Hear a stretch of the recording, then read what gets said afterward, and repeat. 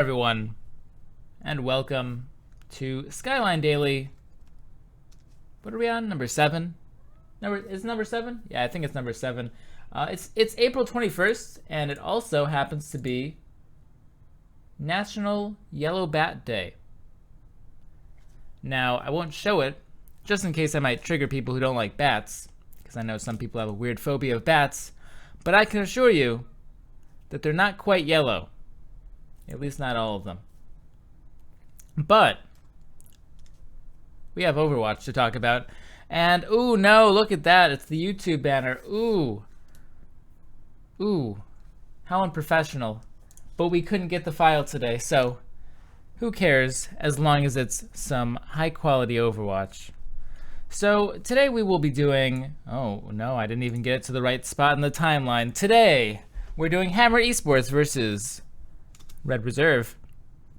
And Mendo is playing. Once again, it's almost like he just plays in every game on the daily, no matter what team it is. Mendo is on every team. No, he will be subbing again. And maybe we'll do a Cloud9 game tomorrow, and it'll be more Mendo. But anyway, we are on Gibraltar, and this is the longest game of Gibraltar that I've seen in a long time. It went to 4 rounds. And both of these teams ran very weird things. Very weird things throughout the entirety of this particular map. So I thought it would be interesting for us to go over. Dumpling, you can't be here. We're doing a show. Say hi. And now say bye. We're doing a show. You can't be here. Yes. So, anyway, let's talk about these team compositions. So Shaz will swap off to the Ana, of course. He was just using the Hanzo to shoot a sonic arrow at the beginning of the round to make sure nobody's hiding and doing any sneaky stuff back there.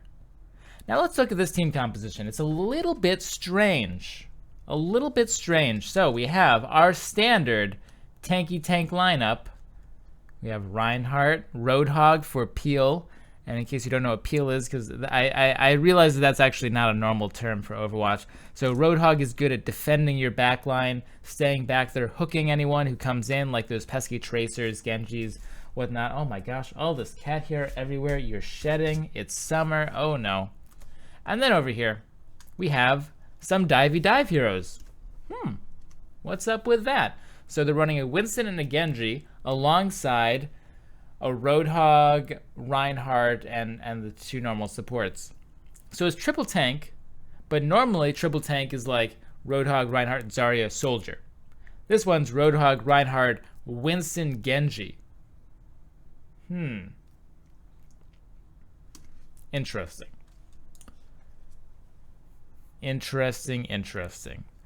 Now over here on Red Reserve, they're running a pretty normal dive composition on defense. I want the camera to get a little bit. No, it won't. Oh well, but they're running the pretty normal stuff. Of course, they have Soldier. They have the single tank. This is a triple DPS composition. They have Winston with Genji, Soldier, and Tracer. And the Soldier ideally can sprint away, and he's not too vulnerable. They are running a Zenyatta, however, which normally would be pretty greedy against super divey comps, but maybe he can survive against this. We'll have to see. I think that the Zenyatta is a very greedy pick because there's no one to really protect him, especially where he is. We will see where he is in just a second when the camera gets there. He's in this back area on the catwalk, and yeah, here we go. EPZZ on Zenyatta, and so if he gets dove by either of these heroes, then he's dead. He's 100% dead. They dive on him. There's no one to assist him, and there's nowhere to run, and he's just a poor little Zenyatta. So I think that this is relying on a triple tank offense, pretty much. If there is any sort of dive going on by Hammer Esports, he is super dead. So let's see what happens to our hero, EPZZ. Here we go. Now, remember, this is a little bit strange. We have a little bit of dive, a little bit of cart pushy, but a little bit of dive is good enough. as we can see here, to take out this relatively weak upper position. Nice reflect by Fisher, by the way. And there we go. And so we have this little bit of duality here. We have the people pushing the cart here, and they're very strong. They're resilient to dives because they have the Roadhog there. And then you have the divey people over here, the Genji and Winston, who can take care of greedy heroes on the other side. And so a lot of times you see these dive compositions run like the random Zenyatta or a soldier, and it will be a little bit of a greedy pick, like I said, because they'll be a little bit not unsafe in exchange for the impact that they bring. And this team punishes that very well. But you see that although they looked really good just a second ago, they were pushed back. They couldn't quite take the point. And that was a result, first of all, by a really good play by Clanton on on Tracer. But also because this team doesn't have necessarily the punching power you would see normally. Normally, this would be a soldier. Normally, this would be a Zarya. You'd have a little bit more punch to the team composition.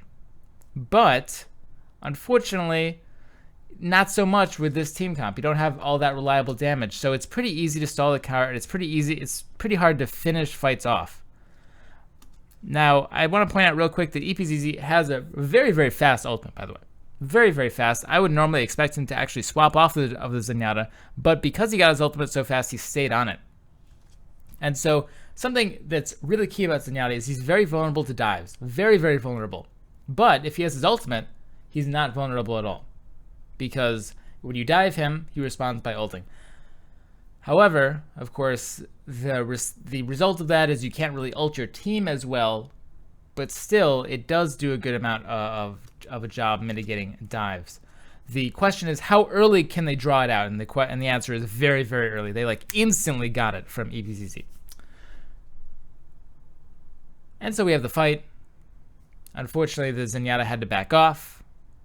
And this dive composition, well, I don't know. This composition from Hammers Esports does pretty well. So what's the counter to this? What is the weakness of this team comp? Obviously, there has to be a problem with running half and half, like going halvesies.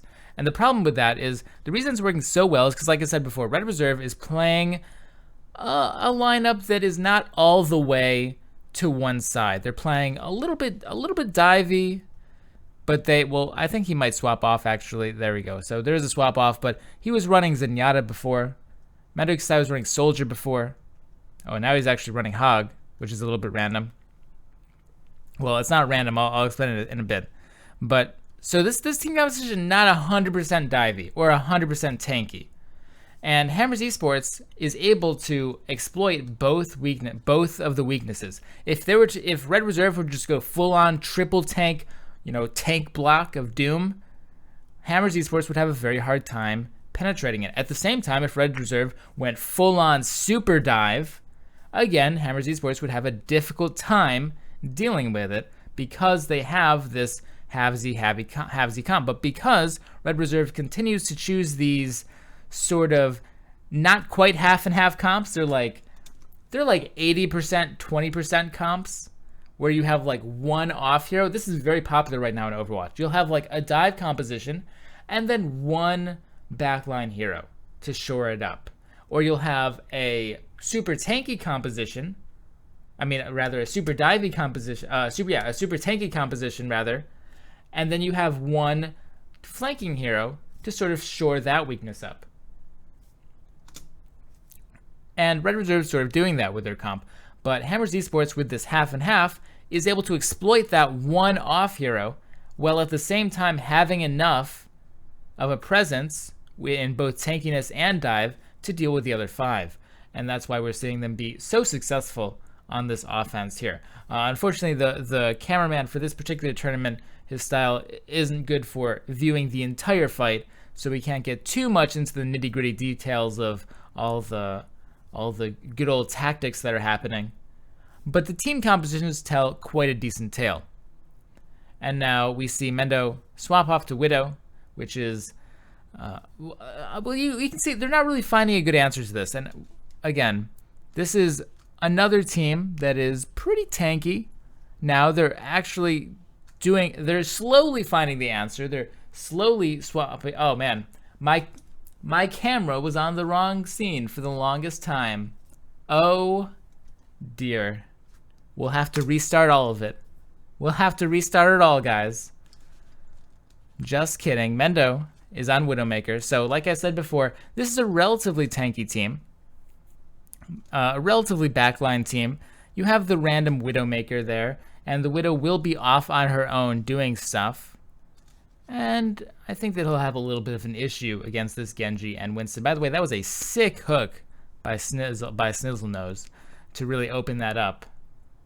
But just coming in here, Mendo can't really do anything. It's off camera, but the Genji is really harassing her and chasing her around, as well as the Winston, and there he finally goes down. So he wasn't able to do anything there. So, Hammers Esports, this team composition is very, very good for this particular meta. And we're seeing it right there. By the way, I thought this was an interesting play. I thought there was good heart in this play where he was trying to shut down this, but he could have waited a second. He could have waited to see if there was actually someone coming from that angle. But it's okay. Not a problem. We win anyway. We see the nano boost fall off of the Reinhardt. Everyone dies. And the blade from Genji manages to clean it up pretty nicely. So 2:52 left in the time bank. Very, very fast. Very, very fast for Gibraltar. So let's go ahead and... Oh no, the YouTube shell. So ugly compared to how we normally are. So now we're on attack now on Red Reserve, even though they're the blue team. We need to let's go up, up, up. Bam, did it. So Mendo Kasai, of course, doing the normal thing, which is the normal sonic arrow in the beginning, swap off to something, except for the part where he swaps off. He's just gonna straight up stay on Hanzo. And so, why Hanzo? Well, you could say maybe Mendo's just a bad player. And you'd be wrong. He's not. So why is he playing Hanzo? Well, Hanzo's normally not so good here. Normally in this composition, you see the super dive composition, except you have the somewhat greedy Zenyatta. This would normally be a soldier. Usually. But he's playing Hanzo. I didn't mean to swap that scene, by the way. That's why it was a little bit strange. And Hanzo's good on Gibraltar because of all of this, all of this verticality. Normally on Gibraltar on offense, it's very hard to rotate around. You see all of this, so like it'll be hard for him to, for example, if he was soldier, if he dropped down to the card, he couldn't come back up. Or if he dropped down here, he couldn't come back up onto this platform. But Hanzo is pretty strong, especially on this first point, because he's able to freely move everywhere. Now, the problem with Hanzo, of course, is you're trading off the fact that this can happen, where he's very vulnerable to these flankers. But still, that's why they're playing Hanzo here, on this particular point of Gibraltar. Normally, you would not at all play a Hanzo. This is a map-specific sort of thing. So, it's about even right now. We're seeing that Hammers Esports is running, or rather Red Reserve is running a more standard comp. Hammers Esports is again though running this very halvesies composition, which is pretty strong against this, like I said before, because this is mostly dive with a splash of Hanzo. Mostly dive with a splash of Hanzo and a little bit of Zenyatta too. So ideally, Fisher and Sev should be able to easily wipe the floor with those two backline heroes, come back, and have no problem. But because Mendo Kasai, as we said before, not a bad player. I didn't lie. He gets a double. He's going to get another headshot. Boom. And I think another one too at some point. Yeah, no problem. Just a triple kill. Oh, quad kill. Whatever. Not a big deal. We're just playing Hanzo. So Mendo goes absolutely nuts.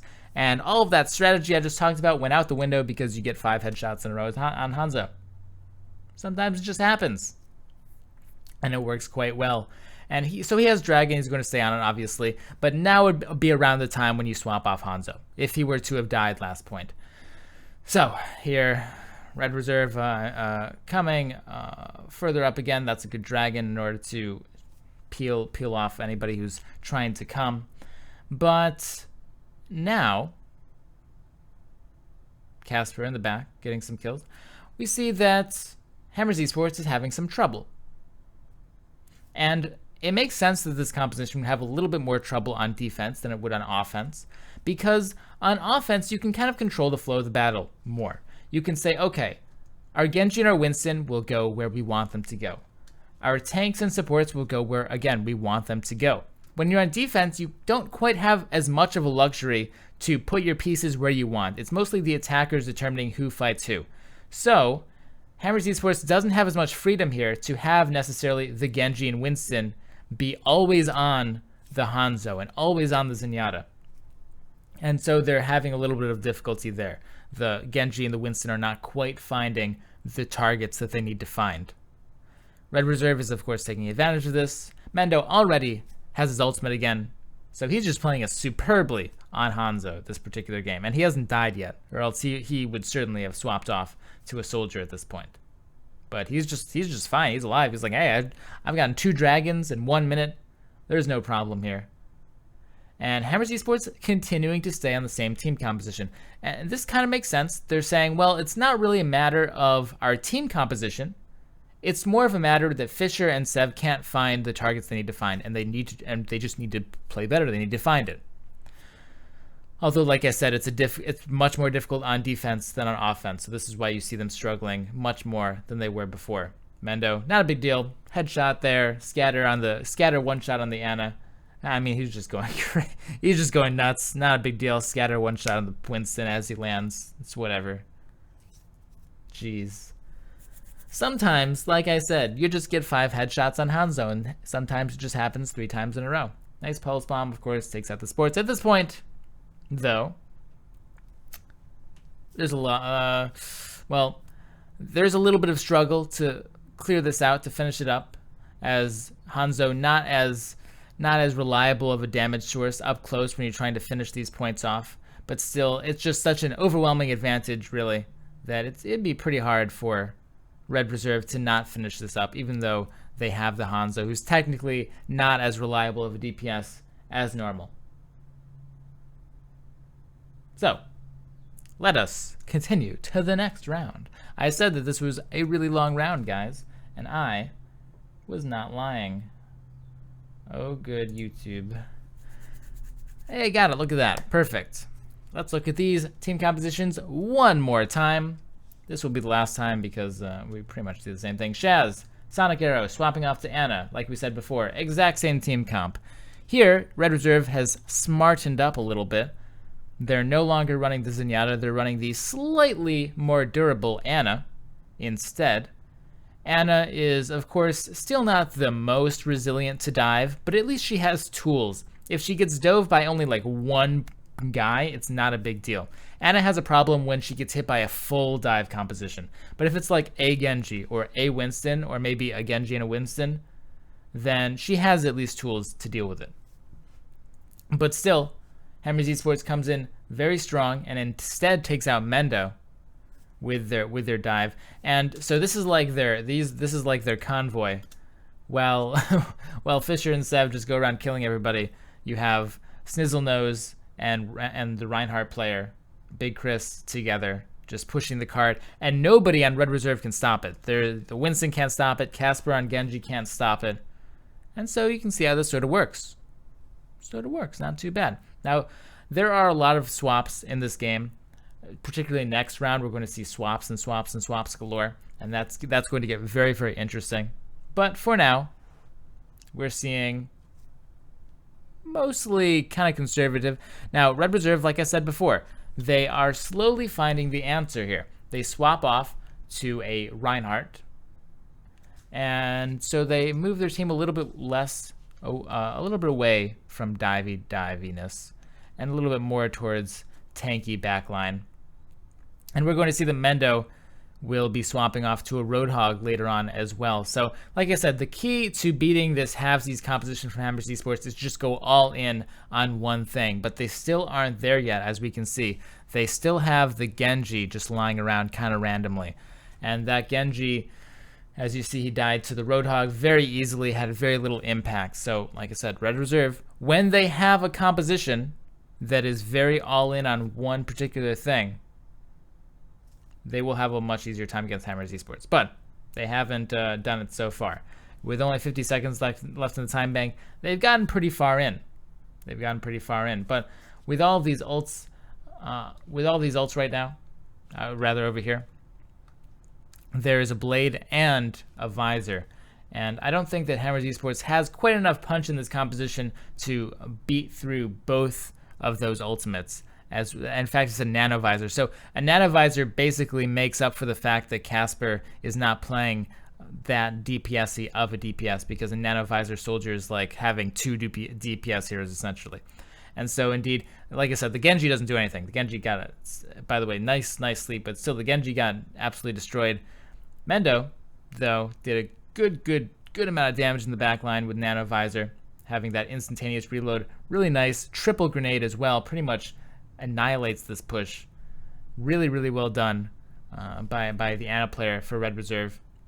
But now there's no time left in the time bank, and it's just down to tactics. Big Chris does a good job with the shield. He almost has that Earth Shatter. Oh, so very close. 88%, 94%, and it's all about if he can get it or not. Or it's really all about how good of an Earth Shatter he is. Another triple grenade, by the way, from Red Reserve's Ana. That's just gross.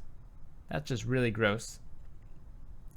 And so Hammers Esports looks pretty good with Earthshot, but like I said before, they have a hard time actually finishing off the fight with this particular team composition.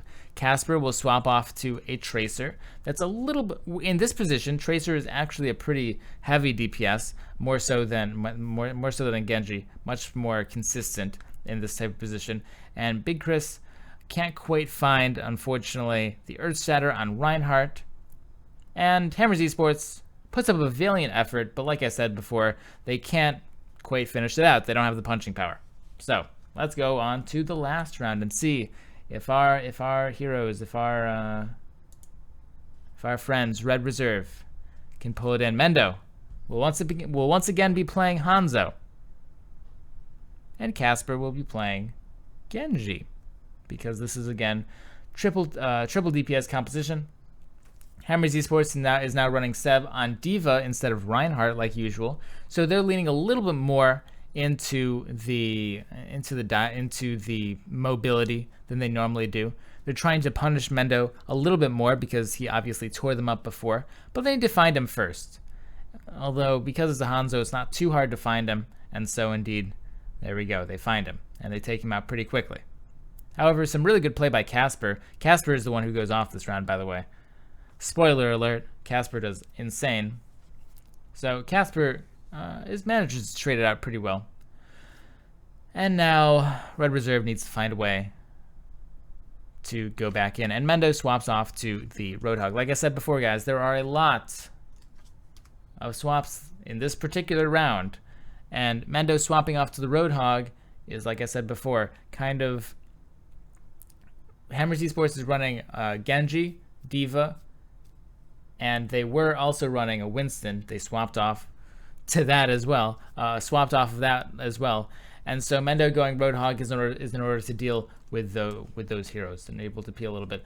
Big Chris swaps off of the Winston onto a Reinhardt when they realize that they don't need quite as much mobility themselves. And so they really go into some serious meta choices here, essentially. Latex can't quite go in because of, like I said before, this Roadhog doing a good job in the back line. But Casper with a dive through reflects like 1 billion damage into Big Chris. And yeah, that was literally 1 billion. I don't exaggerate. We're only facts. He reflected 1 billion damage into the Reinhardt and killed him. And if not for that, I think it would have been pretty difficult for Red Reserve to actually get through. Hammers Esports now swaps off to a much more traditional triple tank lineup, but they are keeping the Genji, and that's because Red Reserve, you see, is running this very, very strange comp, I guess, with the Zenyatta. And the Genji is to try to keep the backline honest, to try to, the Genji is to make sure the Zenyatta isn't having a free time, and that Mendo on Roadhog isn't having a super free time. But at the same time, like I said, there's a Roadhog. So I would have probably liked for them to have a little bit more of a nice backline hero like a soldier, because it's a well. It really depends on what we see here. Red Reserve again swapping off to the Tracer. Mendo now playing Genji. And man, it's a lot of swaps. That's all I can say. It's a lot of swaps. Now Mendo here is swapping off to the Hanzo, because again, for that vertical mobility. And also because I think he just likes playing Hanzo. I think he was like, well, I got 1,000 kills on Hanzo before, why don't I just do it again? But Fisher is really, really in a good position to take out all of these greedy picks, because he swapped off of the Roadhog. So there's nobody in the back line to take care of flankers anymore. So now you have these two juicy heroes on Red Reserve that Fisher can go after, and the rest of Hammers Esports can just do whatever they want. And so Hammers Esports is in a very good position now to hold this. Red Reserve would need to have Mendo get a triple, quadruple headshot again in order to actually finish this off. But that unfortunately can't happen 4 times in a row. So it's not going to happen here. And Red Reserve, well, manages to get through here, at least. They have some they have some good connections. Mendo gets some good arrows. You see he got a lot of ultimate charge very fast. It all relies on the arrows. EPZZ managed to stay alive. Fisher was kind of shut down for a good amount of that fight. And so they will push it to the gate. Notice that Lucio chose to not use his ultimate. He kept the barrier. Everyone kept their ults. And so they are not going to push in here, of course, because it's overtime. They're not going to push in here. We have Mendo use the dragon, so to make sure they're definitely not going to push in here. But now between the Graviton, between the Earthshatter and the barrier, there's pretty much no way that the Red Reserve can push through this. And so Hammers Esports tanky lineup that has the Wombo does wind up taking it in the end. So that was a very I guess meta intensive, strat intensive, lineup intensive game. And while I didn't quite have enough time, I guess, I stumbled over finishing my thoughts on some of them. It was I hope that it did give you a lot to think about in terms of, well, this counters that, and then you can swap to that, but then they swap over to that, and how having half and half is good against the 5-1 comps, but then having the all-in comps is good against the half and half comps, and no one understands what I'm talking about anymore because I have super convoluted everything to ridiculousness. So I hope you guys enjoyed.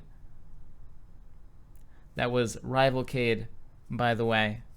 The Rivalcade Weekly number 7, I believe, yes.